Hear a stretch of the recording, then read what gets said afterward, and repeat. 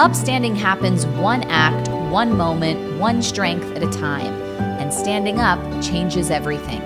This is the Upstander Ripple Effect.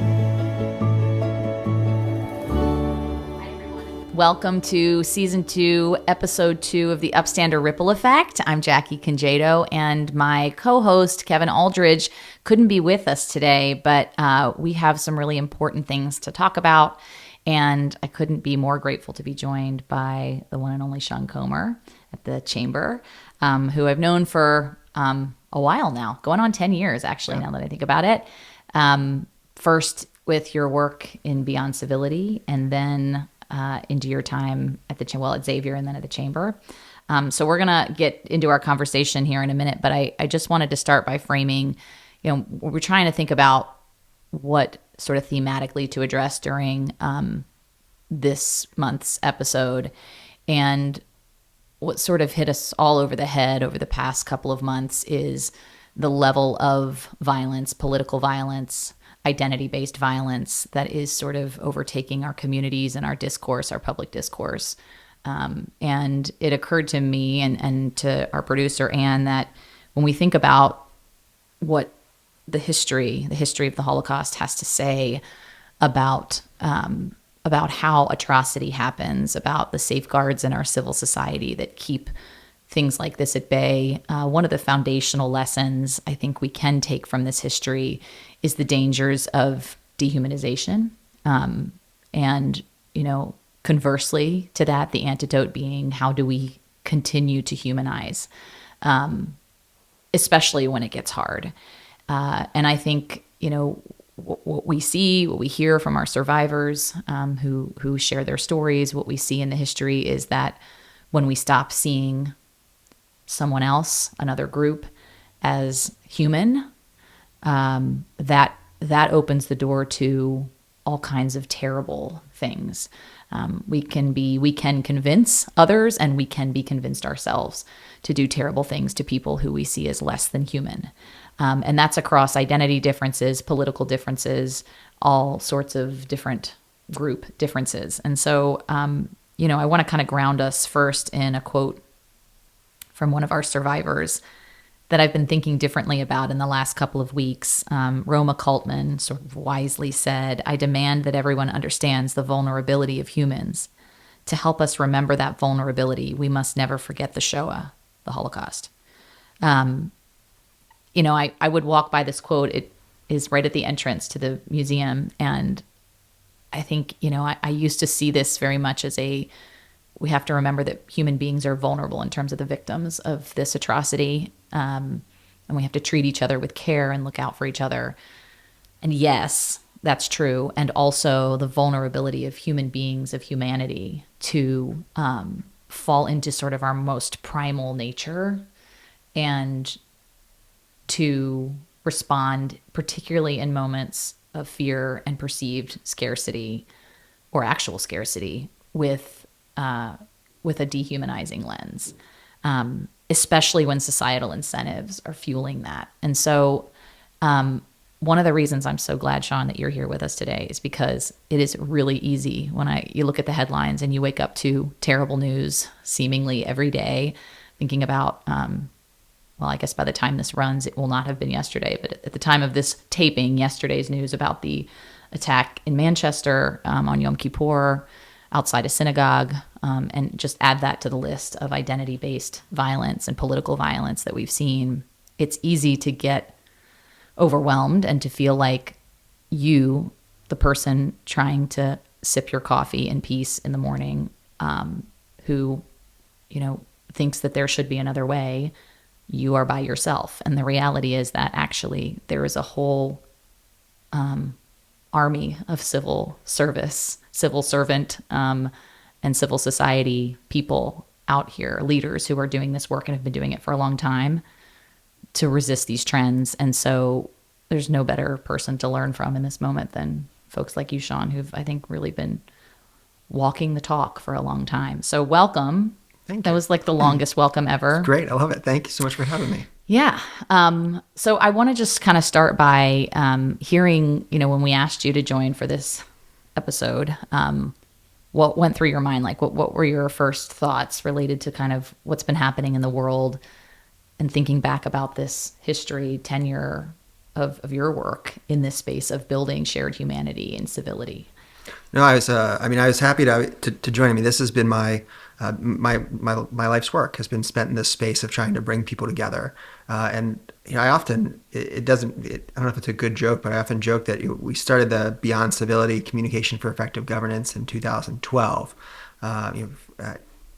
when we thought things were polarized and divisive. And you fast forward to where we are today. I mean, it hasn't gotten better. And so that work really rooted itself in trying to bring people together to humanize the other side, right? To humanize the other, to get people to break bread together, to spend time together, to build skills together, to build relationships together.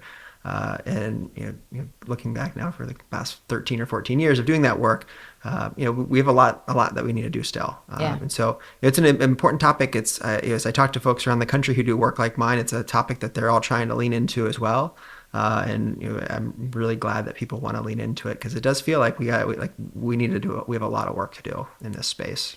Yeah, I'm thinking back about some of those early Beyond Civility groups and the lectures and the discussions, and our mutual friend Sherry Slavin, who is now on our board at the Holocaust and Humanity Center in helping to facilitate that, and even just trying to start from like a neurochemistry, neurophysiology space of it's not your fault that you're responding this way. Right. This is how we're hardwired to respond, particularly when we feel threatened in some way or on the defense. But that just reinforces that there has to be some intentionality to counteract what feels like the natural response, or what is the natural response, right? What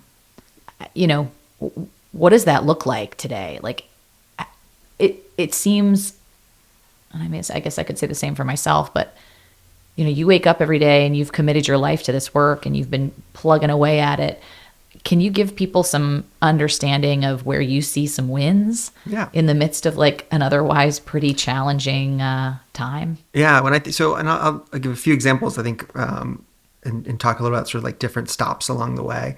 Right. So I spent time running this organization, Beyond Civility, Communication for Effective Governance. I spent time teaching at Xavier University in a program called Philosophy, Politics, and the Public, teaching students how to get engaged politically in the civic space, students from all political backgrounds. And now I run the Leadership Center at the Chamber, where I bring together executive leaders. And so I've spent time working with politicians largely, and community members who are politically active. I've spent time working with young people who want to be politically active, and now I work with executives who want to be civically active.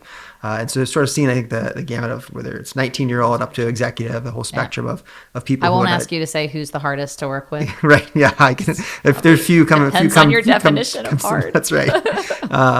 But yeah, I often think about two of the folks who founded Beyond Civility, Bob Rack and Bea Larson, each have passed away in the last year. Bob a year ago and Bea just a few weeks ago. And Bea's vision of Beyond Civility when we started this was, there's the fringes have too much control over the narrative and the conversation. And there's a whole bunch of us in the middle who just want the world to be a little better, a little safer, right? A little easier to navigate. And she's like, I want this effort to have people leaning out their windows saying, we've had enough. And so I think about that all the time. And I don't think we're quite there yet, but like we need to have all these people leaning out the window saying, we've had enough. The radical centrists. The radical centrists who want to bring people together, who are willing to listen to the people on the other side, who are willing to pause for a second and say, like, you know what? Like, I believe my worldview strongly, but maybe I'm wrong. Like, maybe I'm not totally right about it. And maybe there's something humility and curiosity are two absolutely character strengths to facilitate that. Really important character strengths. Yeah. And so, yeah, I think like some of the wins over time, with Beyond Civility, I don't know, the first event we ever did was with Bill Seitz and Roxanne Qualls, and front page of the Inquirer the next day. I'll never forget the picture of them standing up there hugging afterwards.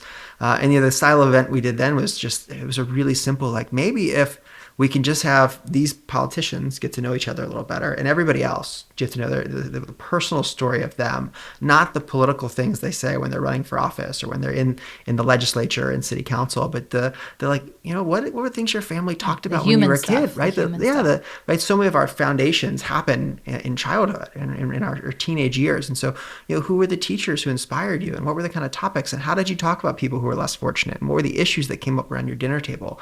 Was there anything you ever changed your mind on, and would you willing to share about that? And we found overwhelmingly doing those events that people walked out saying they felt like they would have a more productive conversation with those individuals if they had to have one, that they were more interested in learning more about them, that they were more interested in engaging.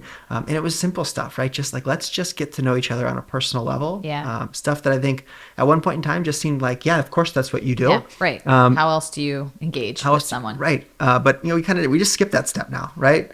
Let's skip straight to the soundbite. Well, and I think that's part of it is like, people feel like we don't have, there's this sort of cyclical cyclone effect of, the environment driving urgency to skip that stuff. Yes.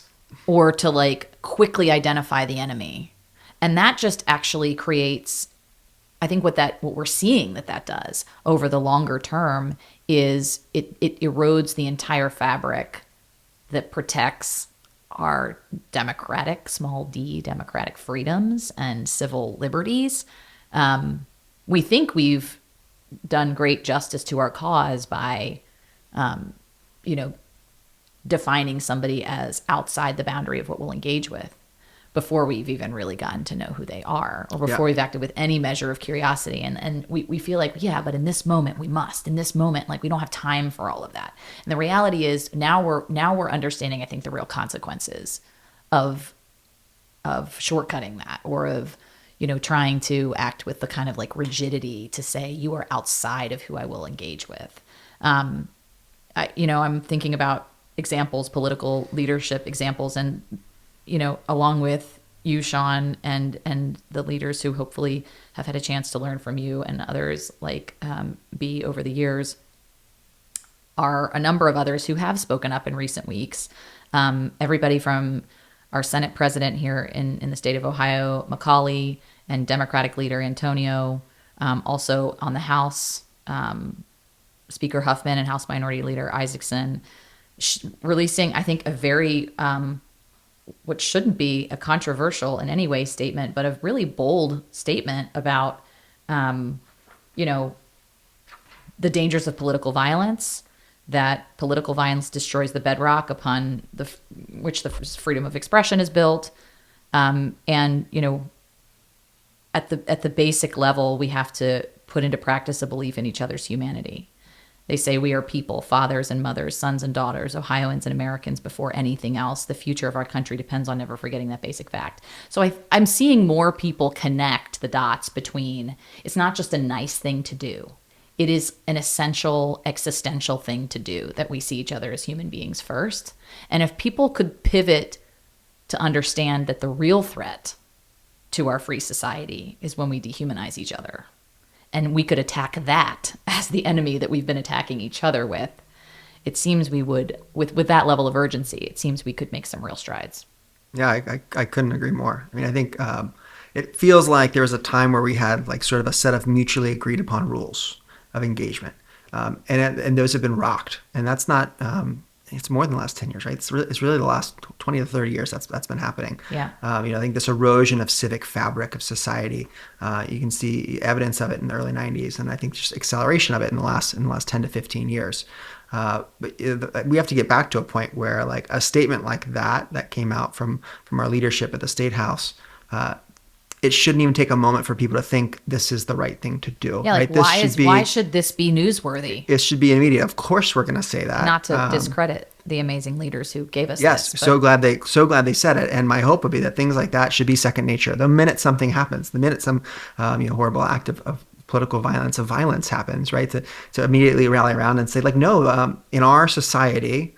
And I really do think like it's not just political violence. Violence is unacceptable. Right. That's right. Violence is an unacceptable thing in our society. And we should all agree wholeheartedly on that. And I think stand up quickly when things like this happen. Yeah. And I think, the precursor to that is we learn from survivors like Al Miller, who said the Holocaust didn't start with bullets, it started with words, right? The precursor to any of this violence is that effort to dehumanize, but also the language, dehumanizing language, rhetoric. Like the more this starts to become just the din of noise that's behind us at all times, it's like part of our ether, that becomes the default, right? Yeah. And so I think we do need more than ever that like radical centrist movement to say, as B had said, we want to put the flags out our window that Yeah. like, this isn't who we are. This doesn't represent us. Have you heard from people who you've worked with over the past 10 years in the last, like, what are you hearing from people who have been part of this movement that you've been building and others have been building about where we are and what needs to happen? It feels like, and who knows where this goes. It feels to me like in the last month, the last few weeks, that there is a sense of like this, like what's happening is not okay, in a way that wasn't there before. I think I think back to the early days of Beyond Civility, and like we had to like really convince people that what we were doing was worthwhile, that what we were doing was worth taking the time to do. It doesn't feel like that as much right now. Like there is like a bubbling of like people who don't feel like they have a place in sort of the political landscape right now. They don't feel like they have a home in the political landscape right now, and to me that's good, right? That's exciting that people would start to have that feeling and want to sort of step into this fray. I think the hard part, right, is that it feels like there's so much risk in speaking up. And this has been the case for a long time, right? This concept of cancel culture, of if you speak in a way that's unacceptable to whoever holds the power in that particular moment. And both sides have held that power in the last 10 years of being able to sort of cancel people. If you don't hold the power, there's a risk in speaking up. And so somehow we have to build up, give people the confidence and the courage to be able to speak up in that middle space as loudly and as strongly as those who speak on sort of either end of whatever spectrum you're in the middle of. And still remain curious, right? I mean, I think that's sometimes it feels like when if you're in the position of being dehumanized, one of the responses is to dehumanize those who are dehumanizing you. That's right. Right. It's to respond to hate with like even if you don't act, but internally like a hatred back towards that hate. I think that's like what as hard as it is, we have to resist that urge of like no, like for no matter what, they are human, right? No matter what. There's you don't respond to hate with hate. Yeah, I think that's one of the things that is so powerful about the way we try and teach, the history and the lessons of this history at the museum and really through the education we do in all sorts of ways in the community. We talk about like the red cape approach versus the green cape approach. If you stumbled upon a bottle on your way home from work today and a genie came out of it and they said, you can fix everything in the world. Would you like a green cape or a red cape? And the red cape means you can just fight all the evil, right? You can sort of, again, fight that bad with like head on and with maybe more bad. Or you can have a green cape and you can pursue the good. Which would you have? And most people will say, well, we just want a reversible cape to be able to use whichever side. Because there are some times where you do, it's not necessarily fight bad with bad, but where you need to, be more reactive, of course. For sure. But I think that like, if we could hand out some more green capes, our world would be a radically different place. And so this opportunity to look at, the potential we all have as human beings to be both the worst and the best of humanity and what distinguishes us on one side or the other, and the way that the Holocaust as a sort of a case study in morality and in human behavior allows us to understand that dichotomy, paired with these character strengths, right? Which is the green cape. It's like, how do we respond to episodes of hatred? We use the story of Werner Koppel in our Points of Light Theater, which pivots from Holocaust to humanity, who was the first survivor in Cincinnati to share his story publicly. And, Werner read this horrific op-ed, paid editorial in the Inquirer in the I think it was the early 70s or late 60s, with someone like flat out denying the Holocaust, just saying, what's this stuff about the 6 million? The Diary of Anne Frank is a hoax. And imagine what ran through this was a man who survived Auschwitz, a death march out of Auschwitz, who lost so many of his family and friends in this atrocity. And you can imagine that he wanted to fight hate with hate, that the default response was to lash out. And instead he said, there has to be a better way. And he, not necessarily, he didn't take the via character strengths quiz and to tell him which strength he should use to stand up. But inherently what he did is he channeled those strengths of leadership, to say, no one's telling this story in this community. No one's responding to this op-ed. I have to be the one to do it. And I'm going to do it by appealing to people's humanity and saying there's a better way, and education. So, I like to think that if people who survived that level of inhumanity Right. can figure out how to respond with humanity. Yeah, the rest of us too. I mean, that's the inspiring part about the work that I get to do is I watch the legacy of these incredible people who somehow have every reason to like just write off all of human nature and human beings forever and ever and sort of turn dark. And instead they actually are leading the way for us towards light. So I don't know. I think that's one thing, is just to kind of maintain that perspective when you feel really angry about something you're seeing or someone who's acting, channel some of that perspective when you think about how you're going to respond. Yeah. I'm wondering, there's some discussion in some of the sort of public discourse in the wake of all of these sort of spate of violence, political violence, identity violence, about like needing to build muscle for something different. And it seems like, this is not flashy headline driving work maybe, but it is really important work. How are you seeing, like, how do you see the strength training, the like muscle memory building that we need to be doing every day? How can people do that in our world today? Yeah, I think that right. Like that is, I think people sort of think that like talking to one another, like we talk by nature, right? Like we learn to talk when we're little. And so like, that's not really something we have to learn, but it is, right? It's how to talk, and perhaps just as importantly or more importantly, it's how to listen. And you have to practice that because you don't, right? It's not a natural everyday thing. So especially talking about difficult topics, conversations where there's going to be significant disagreement, it takes practice. And so I think a number of ways over the years that I think are effective, working with students at Xavier, they all had to work on political campaigns. They got exposure to campaigns. They were encouraged to work on people that they might not even agree with. Because it's an opportunity to really try on the other side, try on the words, try on the listening, right? Try on all those pieces.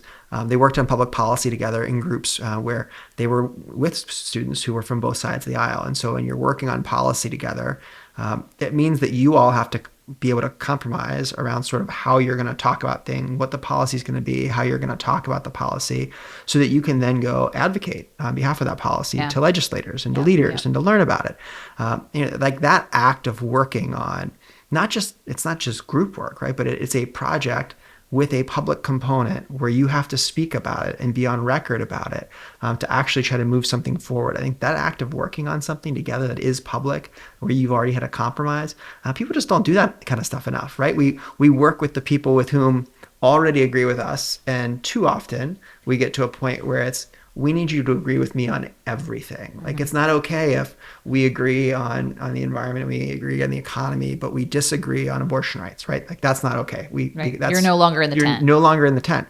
So like having to work together with people who you're going to have disagreements on, like we need more of that. And I think that's a particularly effective thing. The other is like, we just don't, the way we live, we don't, there's an article that talked about like, our neighbors are the demons. I don't know if that's totally true, because like lots of your neighbors all agree the same things. There's some out there, but we've got ourselves in a position where we live with those of whom we agree with. If you look at election results, right, it bears that out, right? By and large, if you live in a certain area, you're surrounded by people with whom you so true. You agree with already, and so those trends reinforce themselves. People continue to like. Yes. Sort of self-polarized. So when you're sitting around with your neighbors, you're all saying, like, can you believe what happened? And everyone's like, yeah. And there's probably a person in there who doesn't, but they're not going to speak up because they're in the minority in those. And so I think the second is like, you actually have to seek this out. You have to want this. You have to desire to, I want to go have conversations with people with whom I disagree. And then you have to practice. And so, when we in Beyond Civility, and I think and now in the Leadership Center, the work we do at the Chamber, some of that is learning about things you don't know about, not assuming that you know everything about it, but learning a little bit about it. And some of it's just literally practicing the listening. And so, doing active listening exercises where what we would often do is we'd have people sit Say, okay, this person's going to tell you a story, and they're going to have 3 minutes to tell that story. And during the course of it, you can't say a word. You can't ask a question. You're only listening. You can't. You're just listening. And I have a trick. It's right? hard to do. It's hard to do, right? Like I literally, when I was practicing this when I was younger, would like bite the side of my lip, right? Like it's like a reminder not to speak. But what happens is that when you do that, it's like people get to tell the story the way they want to tell the story, without you, I know something about that. Or asking a question and changing the trajectory of what someone's saying to you. Mm-hmm. And so I think that act of truly sitting and listening, and then being able to respond afterwards about what did you notice about like the facial expressions and what they said and how they told the story, and for the person speaking, how did it feel to have just 3 minutes just to talk and have someone just listen to you? Mm-hmm. And you start to see how different things look when you aren't just listening, but you're in some ways trying to hijack or move the conversation towards where you want it to go. Mm-hmm. So I think simple things like that. But then I also think just building in some space for, again, curiosity, some space for grace, and like assuming good intent from the other person. I think so often we assume that the person, when they say something, they have the worst possible intention when they're trying to say it. And they're out to you look for it, right? You will validate that. Right? Yes, and of course, right? All those. You're going to find it. Of course, you're going to find it. Yeah, you find it everywhere. Of course, you would say that because you're this, and this. But I think building in a lot more grace and an assumption of good intent goes a long way. And it does help when you start to know people as. I think about the work we did this year. I was fortunate to be part of the leadership class this year, the leadership Cincinnati class this past year, and just getting to know each other on a human level. You're actually, I had no idea that your kids are in school with my kids. We both have, both dealing with the same like fights over waffles or cereal for breakfast every morning, like right. Golly day.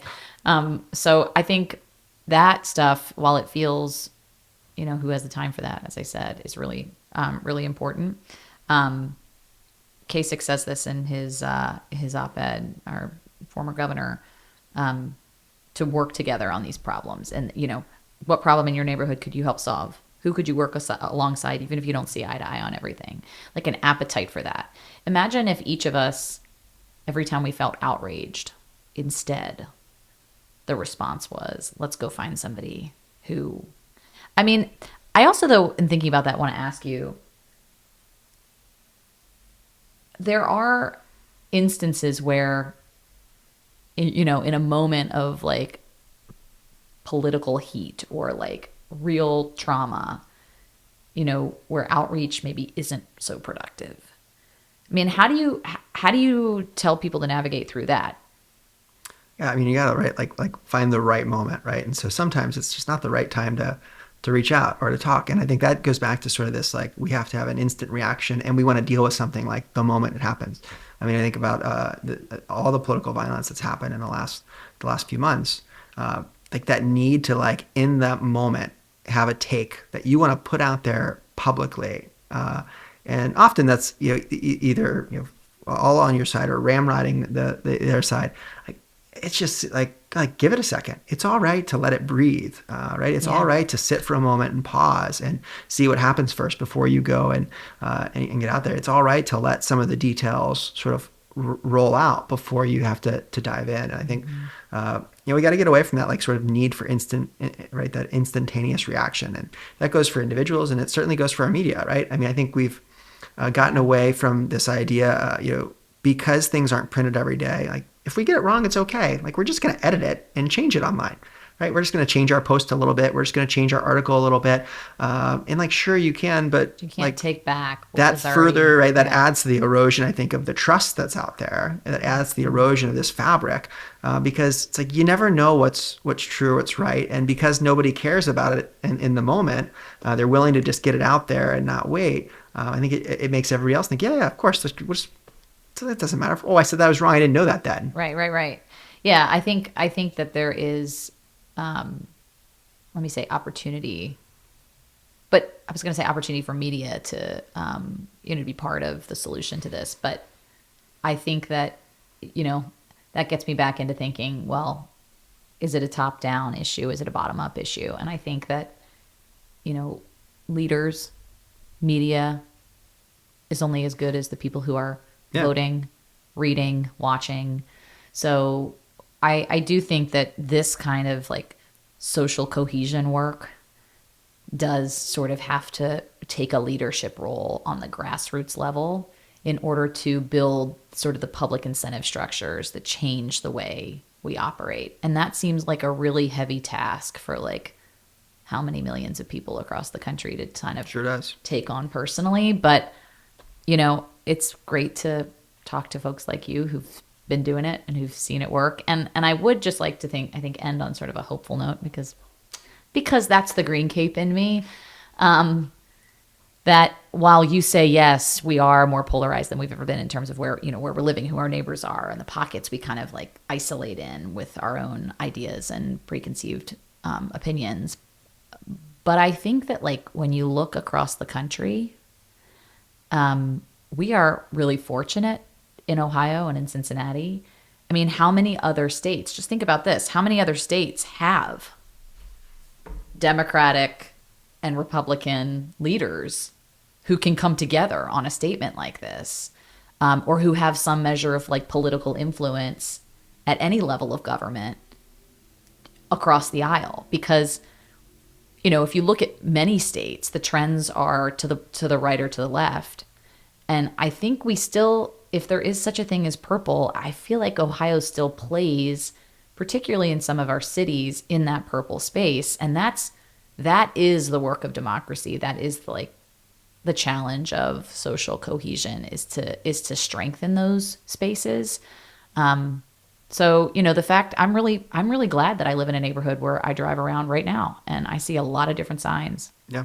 You know, they're not all the same signs. And sometimes when I'm not feeling great, that aggravates me. But most of the time when I can like zoom out and see the forest through the trees, I know that means that I'm part of a healthy community that feels like we can confidently and with care and with shared humanity express our opinions that are different, you know, where we haven't succumbed to this like cancel culture space in our neighborhoods. And I think probably I was thinking if maybe that's unique to my neighborhood, but I think many communities in Cincinnati are like that. So maybe there's more hope. Maybe that's another way for Ohio to lead. Yeah. Cincinnati. I remain incredibly hopeful. I mean, I think that right now, sometimes things have to break pretty badly before people will start to fix it. And I don't know, I think our the last 10 years, when you think about the various elections, COVID, all these different experiences, I think over the next 4 years, I think politics will start to look really different. I just don't think it's going to be the same as it was before. But I think that might be okay. I think it might create an opening for a different sort of people to lead, to step into the space, to lead with, I think, this kind of intentionality. Yeah. Well, thank you for all you're doing and continue to do. I'm sure it's gratifying on many days and frustrating on others. And so we really appreciate all that you do from your position of leadership to help reinforce these ideas, strengthen our shared humanity, give us the tools to do that.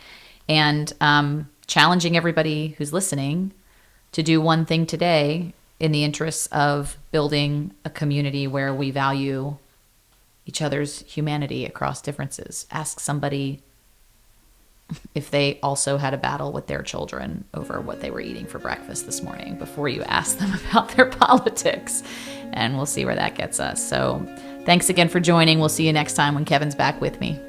The Upstander Ripple Effect is a production of the Nancy and David Wolf Holocaust and Humanities Center. The center's mission is to ensure that the lessons of the Holocaust inspire action today.